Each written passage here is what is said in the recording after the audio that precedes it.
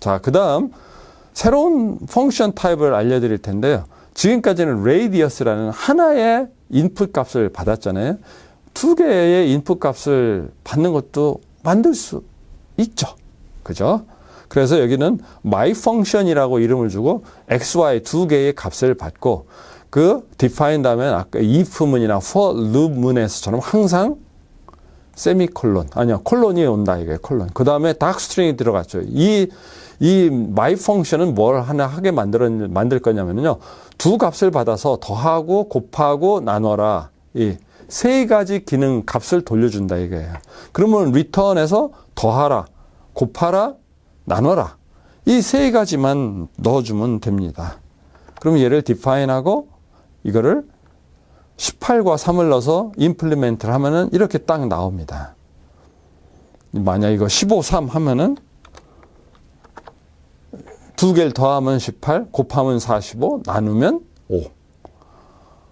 펑션에 아주 펑션을 만들면은 계산이 그만큼 편해진다 이거죠. 자, 또 다른 형태의 펑션을 보여드리겠습니다. find min, 이거는 최소값을 찾는 미니멈 최소값을 찾는 펑션입니다. 근데 여기 보세요. 괄호 속에 아무것도 없습니다. 그 얘기는 뭐냐면은 파라미터 값을 받지 않는 펑션이다 이거예요. 아니, 펑션이 인풋을 안 받는다. 그게 말이 되나요? 인풋 안 받고 아웃풋만 내면 별 그걸 어느 짝에 써먹을 거냐 이거예요. 그래서 여기 닥스트링이 당연히 따르고 그 다음에 이 펑션은 세 개의 값을 받는데 그 인자로 받는 게 아니고 따로 외부서 받겠다 이거예요. 이거 우리 이미 수없이 해본 거지 않습니까? 인풋을 통해서 세 값을 차례차례 받아갖고 그 세 값을 비교해서 최저값을 돌려주는 겁니다. 그 과정은 어떻게, 계산 과정, 최저값을 찾는 연산 과정은 어떻게 하냐? 무조건 x를 그냥 미니멈으로 일단 설정하는 거예요. 그 다음에 if 만약 y가 이미 설정한 미니멈 값보다 작으면은 y가 x보다 작으니까 y가 미니멈 값이 될 거 아니에요. 그죠? 이렇게 가고. 그 다음에 또 한 번 비교를 하는 거죠. 그 여기서 미니멈 값이 g가 바로 앞에서 계산된 미니멈 값보다 작으면은 이제 g가 세 개 중에 가장 작은 미니멈 값이 되겠죠. 그죠? 세 번. 그래서 미니멈 g 해서 계산 과정이 거쳐지고 참인지 거짓인지 계산 과정이 거쳐지고 최종적으로 미니멈 값이 return이 된다 이거예요. 그러니까 파라미터가 없는 펑션을 만들어서 그러니까 사용자가 입력값을 받아서 값을 돌려주는 펑션도 만들 수 있다 이겁니다. 이게 좋은 예고, 이걸 임플리멘트를 런을 시키고, 자 이제 해봅시다 우리. find min 딱 하면은 첫 번째 숫자 어떤 숫자 넣을까요? 뭐 45, 454를 넣었네요. 12. 세 값은 무조건 넣어야 돼요. 자 56 해볼까요? 그러면은 당연히 미니멈 값은 10이었잖아요. 그러면 12가 딱 돌려지죠. 그죠?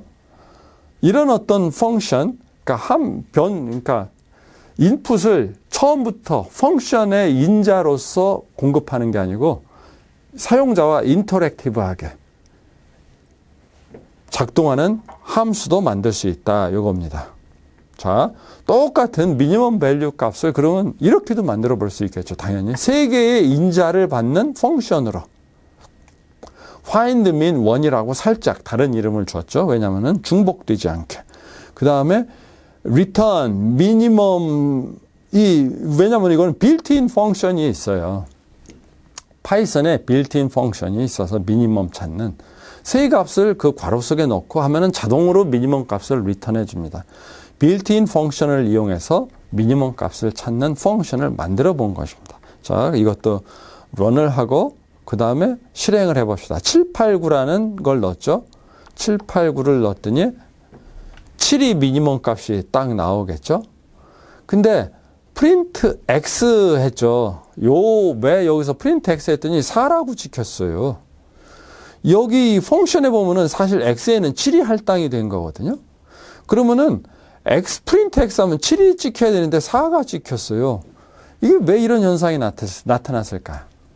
이거는 제가 어떤 걸 설명하려고 이 셀을 만들었냐면은 이 x는 여기서 프린트 x라면 글로벌 베리어블 x 값을 찍은 겁니다. 그 얘기는 뭐냐면은 펑션에서 사용되는 함수, 변수 값은 그 펑션 내에서만 사용되지 밖에서는 안 사용된다. 그래서 로컬 베리어블이라고 합니다. 예를 들어서 로컬 베리어블, 지방 변수? 뭐 그렇게 좀 약간 어색하죠. 근데 로컬 변수, 로컬 변수라 하면 무슨 뜻이냐? 그 함수 내에서만 정의돼서 사용된다. 그래서 앞에 보시면은 x, y, g 값이 펑션에서 계속 반복돼서 사용되고 있어요. 근데 괜찮다 이거예요. 왜냐하면 그 함수 내에서 사용된 변수는 그 함수 내에서만 사용되지 밖에서는 안 사용된다. 그 얘기는 뭐냐면 무슨 말이냐면 함수 안에서 사용된 변수를 글로벌 변수로 사용할 때는 전혀 문제가 안 된다. 그러면 이 글로벌 변수 x 값은 어디서 디파인 됐길래 4라고 찍혔을까요? 쭉 올라가 봅시다. 쭉 올라가 보면 어딘선가 우리가 x 값을 4라고 디파인을 했기 때문에 4라고 찍힌 겁니다. 이게 마지막으로 x 값의 x 변수의 4라는 할당이 여기서 할당이 된 겁니다. 그 x 값이 이 아래에서 찍힌 겁니다.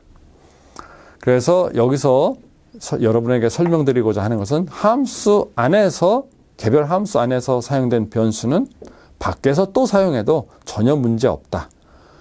또 다른 의미는 함수 안에서 사용된 변수는 함수 안에서만 존재한다. 그 의미를 알면 됩니다. 자, 이것도 함수를 콜하면서 함수의 인자값을 넣으면 자동으로 찍혀 나오겠죠. 이렇게 minimum is 8. 얼마나 좋습니까? fstring 속에 집어넣은 겁니다. formatted string이죠. 자, 이제 또 다른 형태의 함수를 한번 보시도록 하겠습니다. 이거는 rectangle, 직사각형의 면적을 계산하는 함수입니다. 근데 이 함수와 이전 함수와 차이가 뭘까요? 보시다시피 디폴트 값이 넓이는, 밑변의 길이는 3, 높이는 5, 밑변은 3, 높이는 5라고 처음에 아예 디폴트 값을 주고 함수를 만드는 겁니다. 그리고 얘는 닥스트링이 직사각형의 면적을 구한다. 근데 면적을 구할 때 return 뭘 돌려주냐? 밑변 곱하기 높이. 그게 직사각형의 면적이지 않습니까? 그렇게 그 값을 돌려주라 이거예요. 자, 이제 함수를 만들었습니다. 그 다음에 우리가 출력을 해보려는 건 뭐냐면은 rectangle하고 변수 값을 안 줬어요. 그러니까 width와 height 정보를 안 줬을 때 그러면 값이 뭐가 나올까요? 디폴트로 설정했기 때문에 3, 5, 15가 나옵니다. 그러면 rectangle하고 값을 2개를 안 주고 5만 주면 어떻게 될까? 그냥 순서대로 할당이 됩니다. 그냥 5만 주면은 width가 5니까 5, 5, 25가 여기처럼 찍힙니다. 그리고 두 값을 주면은 순차적으로 할당해 줍니다. width가 4하고 높이가 5니까 4, 5, 20. 이렇게 할당이 됩니다. 그래서 여러분이 펑션을 만들 때 디폴트 값을 주면은 그냥 아무것도 인풋을 안 줘도 디폴트 값을 이용해서 값을 돌려준다 이 뜻입니다. 그러면은 깜빡 잊었네요. 이 숫자를 입력할 때 width 정보는 안 넣고 height 정보만 준 거예요. height는 4.